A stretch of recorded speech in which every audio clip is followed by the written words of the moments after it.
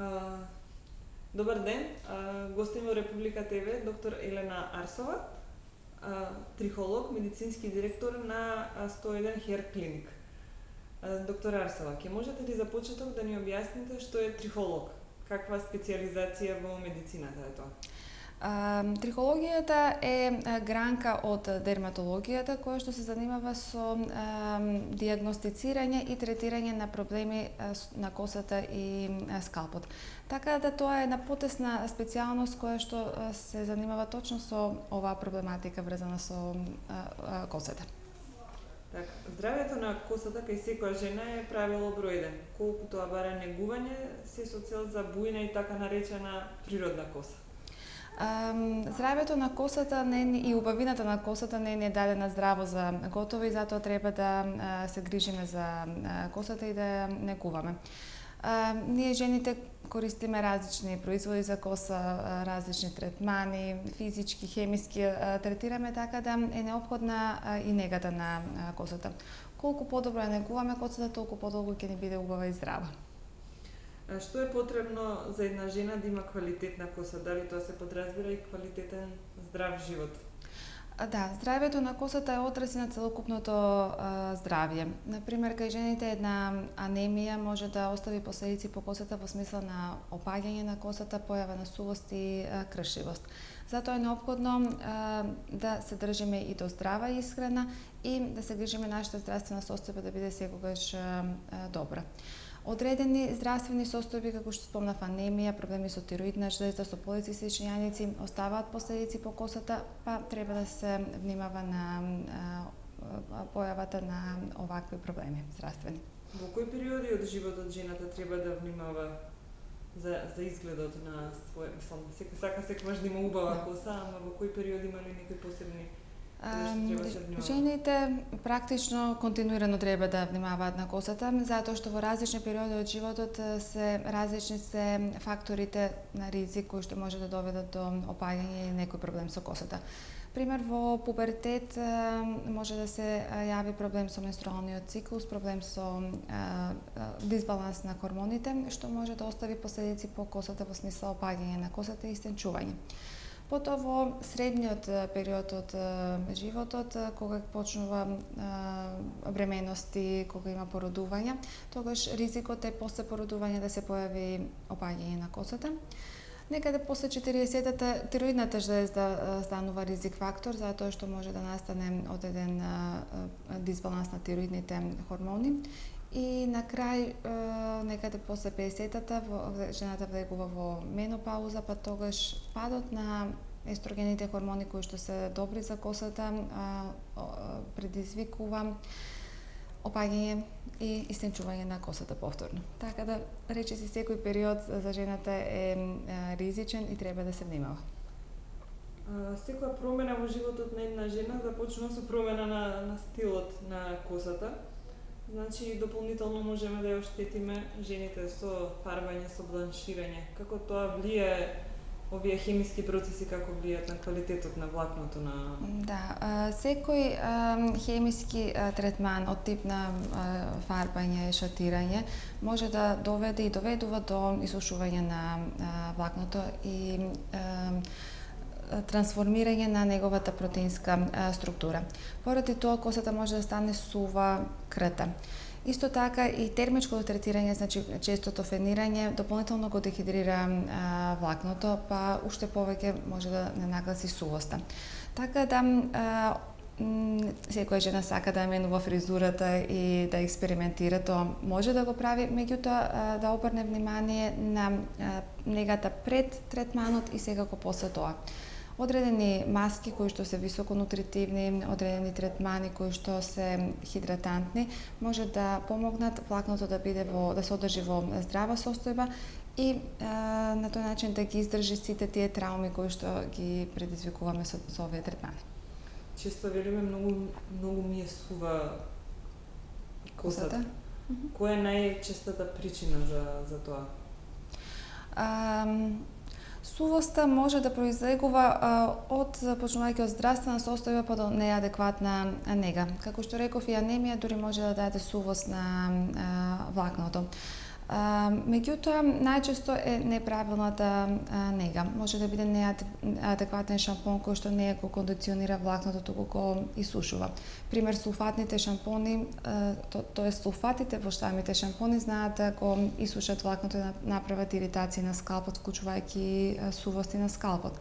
Некористењето на маски и кондиционери исто така доведува до исушување на влакното, затоа што е потребно да имаме еден заштитен слој кој што ќе го штити влакното од надворешните влијанија. Дури и UV зрачењето сега, како што почнува летната сезона, прави една деградација на протеините на влакното и дополнително придонесува за сувоста. Така да спреови со UV филтер веќе стануваат неопходни за женската коса. Често знаеме да се полакомиме по производите кои се нудат за нега на косата. Колку можеме да им веруваме или треба да консултираме специјалист кој би ни препорачал што е најдобро за негата на косата? Има сега различни производи, постојат различни трендови. Да. Производи, како да го препознаеме што е тоа најдобро што е за нас? Да, современиот тренд, и јас се држам до тие новитети, е повеќе насочен кон органски производи, не само во исхраната, туку и за негата на косата. Затоа што многу шампони, класичните шампони што сме ги користеле порано, се покажа дека имаат различни алергени и канцерогени состојки. Затоа и трендот на козметичката индустрија за коса се насочи спрема органските производи. Тие содржат природни состојки кои што поуспешно го хранат влакното, а при тоа не предизвикуваат никакви проблеми. Меѓутоа, моја препорака е доколку не постои некој озбилен проблем со косата, тогаш секој може да се избере производ што му се допаѓа. Меѓутоа, при тоа да бира да биде сепак со природни состојки. Кокосовото масло, макадамија се одлични состојки во производите. Екстракти од бамбус, од пченица, исто така се одлични екстракти кои што веќе се сретнуваат во самите производи и кои што помагаат за хидратација на влакното. Како старае жена да стара и влакното на косата? Која е вашата препорака за негување?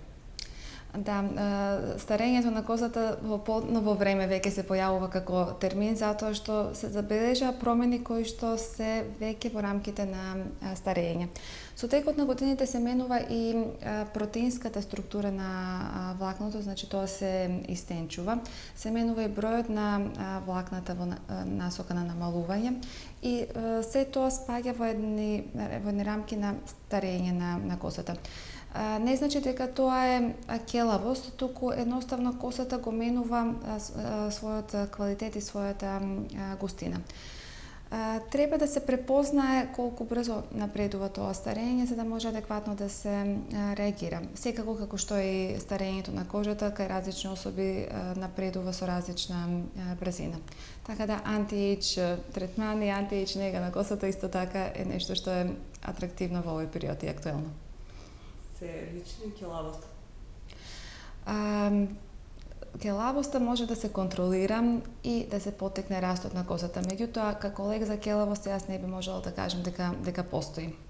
И покрај различните бомбастични најави на да, и јас во последната година добив впечаток дека веќе, всушност секоја година добивам впечаток дека лекот за келавоста е најден, да. Меѓутоа, само има доста напредок во научните истражувања кои што покажуваат точно поради кои механизми настанува опаѓањето на косата. Па секој ново откритие помага уште малку подобро подобар производ да добиеме кој што би го регулирал опаѓањето на косата.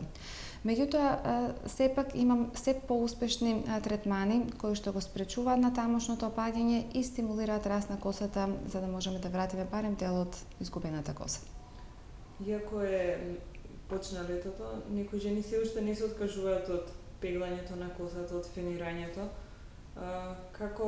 Дали е тоа штетно, не само во летно време, туку во текот на целата година и Која е вашата препорака за да да го сочуваме здравиот изглед на косата? Точно добро прашање за предсезоната.